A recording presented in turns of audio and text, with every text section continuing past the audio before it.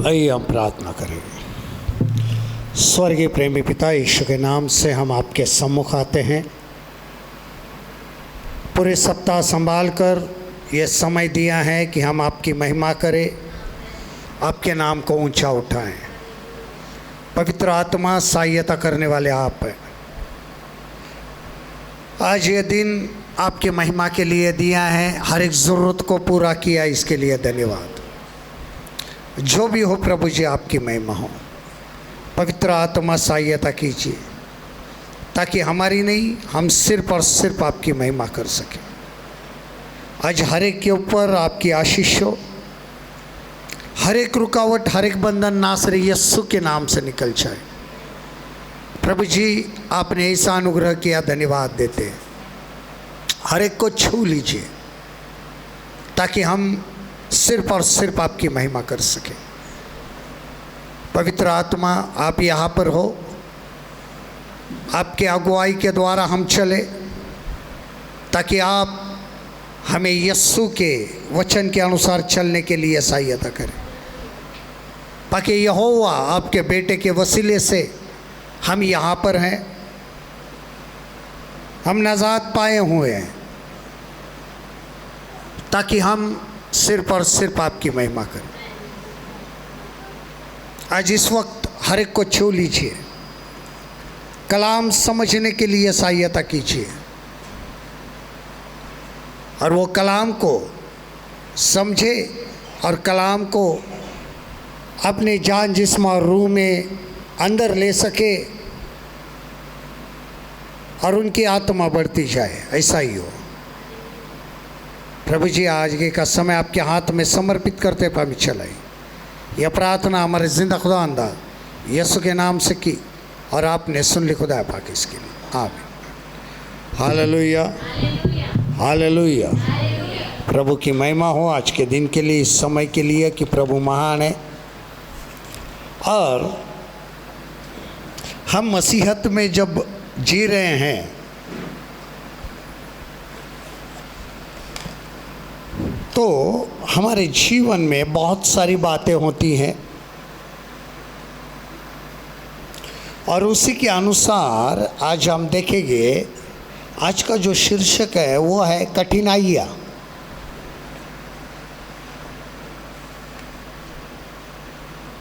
जो हमारे जीवन में, जिसको हम दूसरे शब्द में कभी कभी कहते हैं मुसीबतें, रुकावटें, डिफ़िकल्टीज़, और जो चीज़ें होती हैं वो किस प्रकार होती हैं, आज हम उसको समझेंगे कि कठिनाइयाँ क्या होती हैं और जिसको कहा गया है कि बुरे दिन भी कहा गए हैं। तो हम आज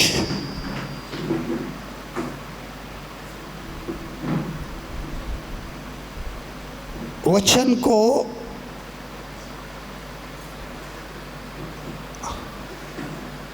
देखते हैं। दूसरा तीमुथियुस 3 अध्याय और पहला पद, दूसरा तीमुथियुस का खत 3 बाब का पहला कलाम, 2 तीमुथी चैप्टर 3 वर्स 1।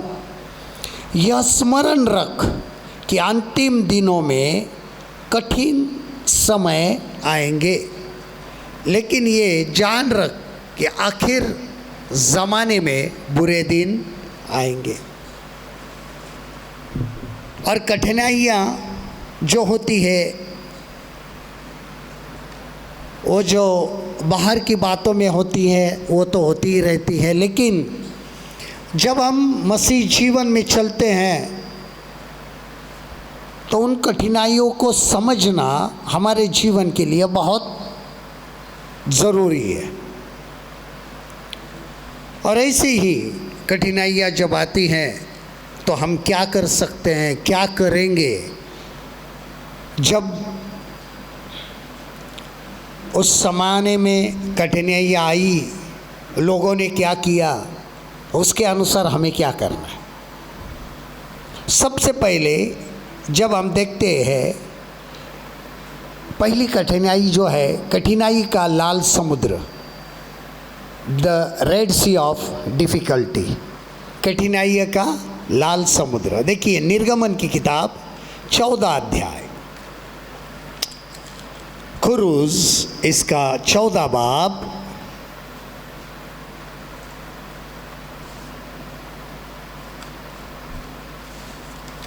और इसके कुछ 13-14 वचन मैं देखता हूँ। वैसे 13 से 22 पद है, पढ़ लेना आप, लेकिन मैं 2 कलाम को लूँगा, 2 वचन को। मूसा ने लोगों से कहा, डरो मत, खड़े खड़े वह उद्धार का काम देखो जो यहोवा आज तुम्हारे लिए करेगा, क्योंकि जिन मिस्रियों को तुम आज देखते हो उनको फिर कभी न देखोगे। यहोवा आप ही तुम्हारे लिए लड़ेगा, इसलिए तुम चुपचाप रहो। आमीन, हालेलुया। तब मूसा ने लोगों से कहा, डरो मत, चुपचाप खड़े होकर खुदावंद की नजात के कामों को देखो जो वो आज तुम्हारे लिए करेगा, क्योंकि जिन मिस्रियों को तुम आज देखते हो उनको फिर कभी अबद तक न देखोगे। कितनी बड़ी बात है। जब इज़राइल लोग मिस्र में से निकले, प्रभु ने उनको बाहर निकाला। अब निकाला और जैसे ही जंगल की ओर चले, आधे रास्ते में आ गए, सामने लाल समंदर है। हालांकि रास्ता अलग था, लेकिन आग के खंबे के और बादल के खंबे के अनुसार हर एक को चलना था, मार्गदर्शन करना था, उसके अगुवाई में चलना था। आज हम जब एक विश्वासी है, वचन और पवित्र आत्मा की अगुवाई में चलते हैं, तो पवित्र आत्मा लेके जा रहा है, याद रखना। वहाँ पर लाल समंदर भी आ जाएगा, लेकिन जब उन्होंने लाल समंदर को देखा, पीछे फिरौन की सेना को देखा, तब इज़राइली जो थे कुड़कुड़ाने लगे और सबसे बड़ा शब्द इस्तेमाल किया, मोशा, अय मोशा। ये हिब्रू वर्ड है, मोशे। मोशे मरने के लिए लाया है। मिस्र में क्या कब्रें नहीं थी? यहाँ मरने के लिए लाया है। हम तो अच्छे थे ना, हम बाहर तो निकल आते हैं, लेकिन जैसे ही आगे समंदर को देखते हैं फिर कुड़कुड़ाना शुरू कर देते हैं। क्या प्रभु,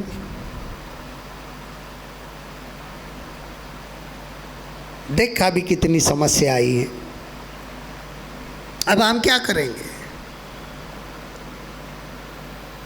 लेकिन जब मूसा ने कहा, डरो मत, चुपचाप खड़े रहो,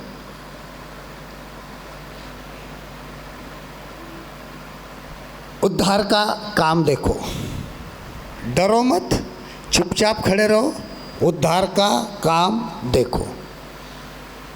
ऐसे बहुत सारे लाल समुद्र आएंगे, लेकिन हमें चुपचाप खड़े रहना है।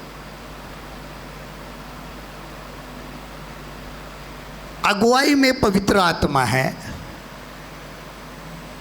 वचन है। जब काम करने वाला, उद्धार का काम करने वाला परमेश्वर है, क्योंकि उद्धार हमसे नहीं है, कोई मनुष्य के द्वारा उद्धार नहीं, उद्धार परमेश्वर के द्वारा होता।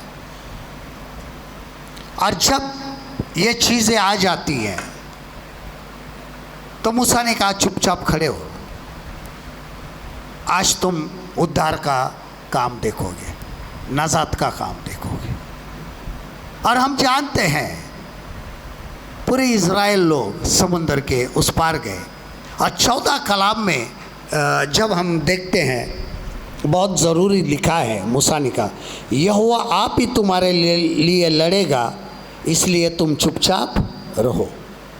और उसके पहले 13 की आखिरी लाइन जो है, 13 की आखिरी लाइन, ध्यान देना इस बात के पास, क्योंकि जिन मिस्रियों को तुम आज देखते हो उनको फिर कभी न देखोगे।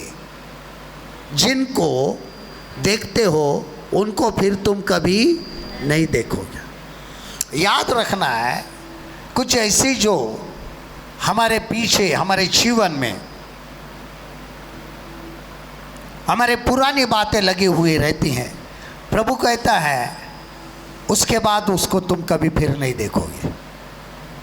और हम देखते हैं पूरी मिस्र की सेना उस लाल समंदर में डूबकर मर गई, नाश हो गई। आज भी इतिहास गवाह, तारीख गवाह है कि उसके चिन्ह आज भी लाल समंदर में है, और रथों के जो पहिए थे वो आज भी उस समंदर में नीचे है। खोजबीन करने वालों ने उसको ढूंढ के निकाला है, और वो हजारों साल पहले के वहीं पे पड़े हैं।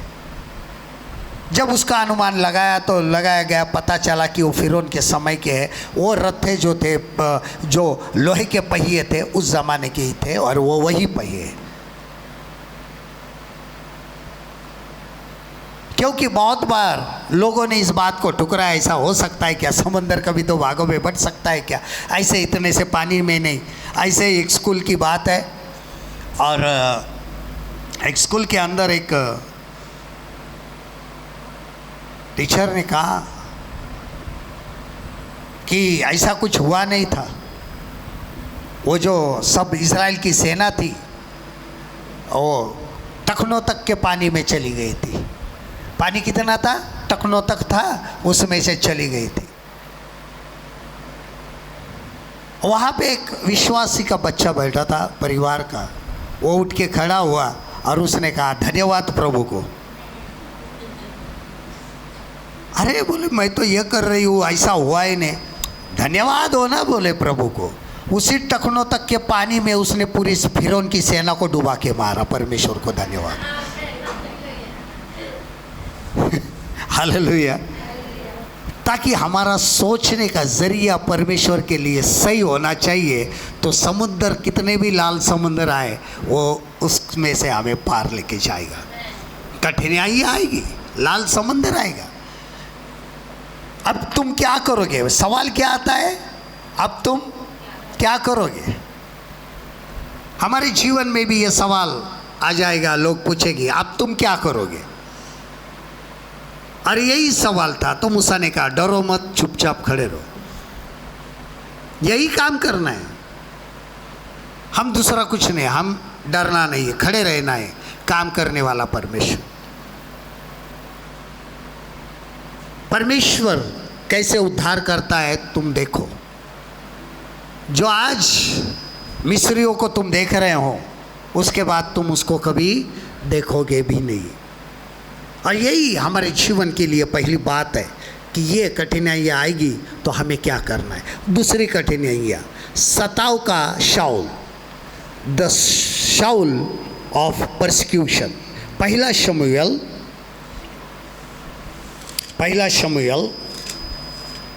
इसका 27 अध्याय और पहला पद, 1 सैमुएल चैप्टर 27 वर्स 1। शमूएल की किताब पहला शमूएल इसका 27 बाब का पहला कलाम अगर हम देखते हैं तो हमारे जीवन के लिए बहुत महत्वपूर्ण बात यहाँ पर देखिए। उन दिनों में फलिस्तियों ने क्षमा करना, तब दाऊद सोचने लगा, अब मैं किसी न किसी दिन शाऊल के हाथ से नष्ट हो जाऊंगा। अब मेरे लिए उत्तम यह है कि मैं फलिस्तियों के देश में भाग जाऊं, तब शाऊल मेरे विषय निराश होगा और मुझे इज़राइल के देश के किसी भाग में फिर न ढूंढेगा, यूँ मैं उसके हाथ से बच निकलूँगा। और दाऊद ने अपने दिल में कहा, अब मैं किसी न किसी दिन शाऊल के हाथ से हलाक होऊंगा, बस मेरे लिए इससे बेहतर और कुछ नहीं कि मैं फिलिस्तियों की सरजमी को भाग जाऊं और शाऊल मुझसे नाउम्मीद होकर बनी इज़राइल की सरहदों में फिर मुझे नहीं ढूंढेगा, यूं मैं उसके हाथ से बच जाऊंगा, भाग जाऊंगा, सरहद पार जाऊंगा। दाऊद ने कहा, क्योंकि दाऊद को शाऊल क्या कर रहा था, सता रहा था, मारने पर तुला हुआ था। क्यों? क्योंकि उसके अंदर जलन भर गई थी। क्या भर गई थी? जलन भर गई थी। किस चीज़ की जलन थी? क्योंकि जब दाऊद ने गोलियत को मारा तब लोग कहने लगे शाऊल ने हजारों को मारा, दाऊद ने लाखों को मारा। तब वो कहने लगा, मैं राजा होकर लोगों ने मुझे सिर्फ हजारों का क्रेडिट दिया और उसको ये छोटे से भेड़ बकरी पालने वाले को लाखों का दिया। तो जलन होने लगी। अब अंदर से उसको भी पता चलने लगा था, लोग अभी इसको राजा मानेंगे। हमारे जीवन में जब हम आत्मिक जीवन में बढ़ना शुरू कर देते हैं, आत्मिक जीवन में उन्नति पाना शुरू कर देते हैं, तो हमें भी जलन रखने वाले लोग मिलेंगे, हमारे ऊपर आक्रमण करने वाले लोग मिलेंगे। वो सताना शुरू कर देंगे। अपना ही शाऊल कोई बाजू वाला नहीं था, शाऊल कोई पलिस्तीय नहीं था, शाऊल इज़राइल का राजा था। कौन था? राजा था। अब यही राजा अपना ही व्यक्ति, अपने ही देश के एक सामर्थ्यशाली नौजवान को, जिसने इतने पूरे इज़राइल को बचा लिया, उसको मारने पर तुला, क्योंकि उसको पता है अब मेरा राज्य खतरे में है।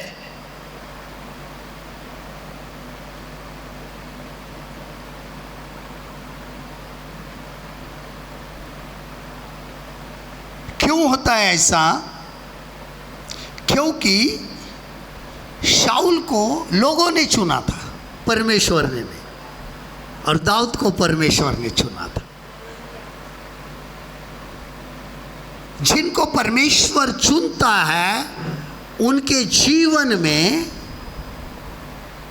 ऐसी कठिनाई आती है कि सामने वाला दूसरों की सेवकाई में कठिनाइयाँ निर्माण करने की क्या करता है? कोशिश करता है। आत्मिक जीवन में, आपके प्रार्थनामय जीवन में रुकावट लाने की क्या करता है? कोशिश करता है। क्योंकि जब आपको चुना होता है तो उन्हें पता होता है इसकी दुआ सुनी जाएगी।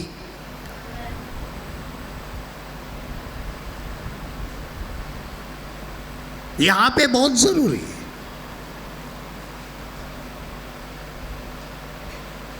इसकी प्रार्थना सुनी जाएगी। इसकी प्रार्थना क्यों सुन रहे हैं?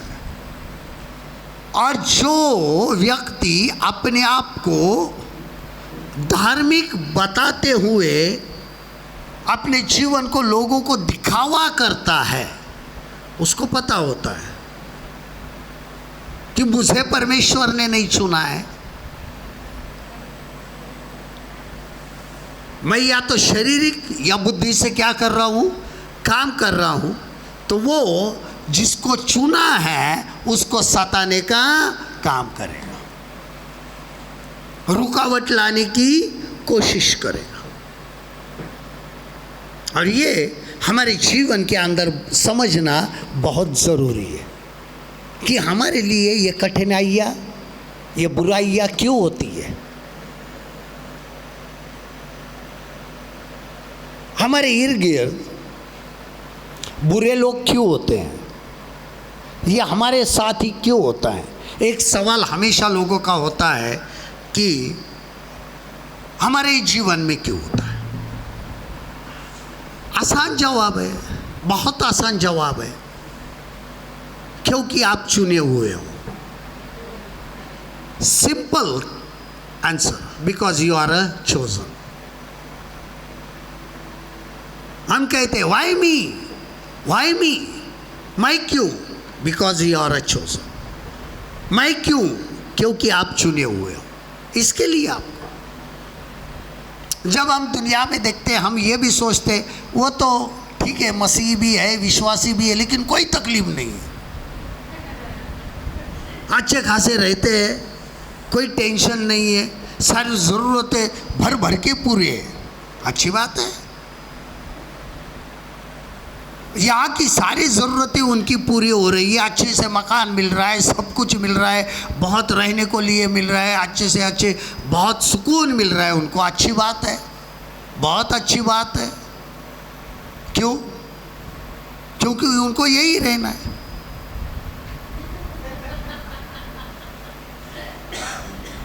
जब दूसरा आगमन होगा, जब कलीसिया दुल्हन उठाई जाएगी, तो वो कहाँ होगी? यही होगी। हम गाना भी गाते हैं, सुनते भी है, आखिरी नरसिंह का फूंका जाने वाला है, तेरा मेरा सबका यीशु आने वाला है। लेकिन सवाल है, लेकिन तू कहाँ होगा? उसके अंदर जो है गाना, वहाँ पे तू कहाँ होगा? तो सामने वाले का और हमारा जवाब क्या है? मैं वहाँ होऊंगा, लेकिन होगा या नहीं? क्यों? अरे बेटा, जब तुझे सब यहाँ की ज़रूरत ही चाहिए तो वहाँ जाके करेगा क्या? यहाँ सब कुछ मिल गया ना। और यही कारण होता है कि फिर हम अच्छाई पे चलते हैं, हम वचनों पे चलते हैं, हमारे जीवन में बहुत सारी कमियां घटियां आ जाती है, दर्द होता है, तकलीफ़ें होती है, वो भी कोसता है, वो कहता है तेरे से कम मैं प्रार्थना करता हूँ फिर भी मुझे मिलता है, तू तो मेरे से ज़्यादा प्रार्थना करता है, ज़्यादा दुआ करता है, ज़्यादा उपवास करता है, ज़्यादा चर्च को जाता है, सब कुछ ज़्यादा करता है, तेरे पास अन्य भाषा भी है, फिर भी तेरे अंदर मुसीबतें। वाई? क्यों? है ना? क्यों? फिर हम भी सोचते हैं 2 मिनट में हमारे सोच विचार को शैतान बदल देता। 2 मिनट, 2 सेकंड में, 2 मिनट भी नहीं, 2 सेकंड। हाँ यार, इससे जो ज़्यादा मैं चर्च को जाता हूँ, इससे जो ज़्यादा मैं प्रार्थना करता हूँ, इससे तो ज़्यादा मैं विश्वासी हूँ। उसने बराबर कहा, तेरे पास तो पवित्र आत्मा है। प्रभु, वाई मी? प्रभु, वाई मी? मैं क्यों? अरे बेटा, तू इसके लिए क्योंकि तू मेरे पास आने वाला है। अरे बेटी, इसके लिए कि तू मेरे पास आने वाली है। लेकिन प्रभु वो चिढ़ा रहा है, मुझे भी चिढ़ाया। वो कहता है मुझे भी चिढ़ाया। तुझे क्या? मुझे भी चिढ़ाया।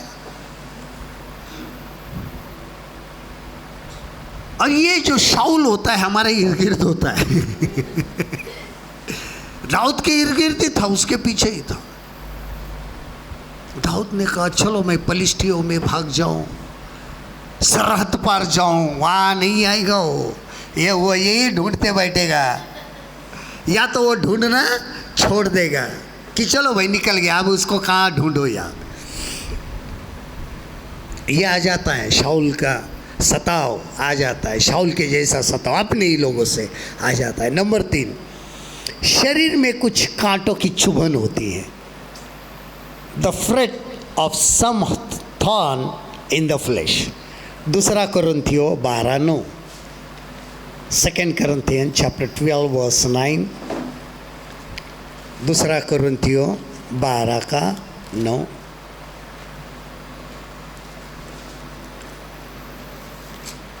करंथियों का 2 खत 12 बाब का 9 कलाम बहुत बढ़िया है। पर उसने मुझसे कहा, मेरा अनुग्रह तेरे लिए बहुत है, क्योंकि मेरी सामर्थ्य निर्बलता में सिद्ध होती है। इसलिए मैं बड़े आनंद से अपनी निर्बलता पर घमंड करूंगा कि मसीह की सामर्थ्य मुझ पर छाया करती है। हालेलुया।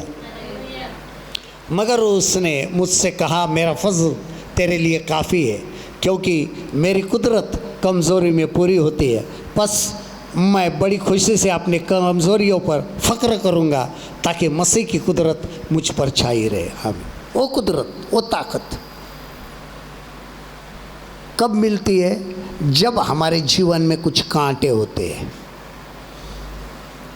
पौलुस कहता है, एक कांटा रख दिया उसने मेरे जीवन में, वो मुझे चुभता है, और इसके लिए मैंने 3 बार विनती की,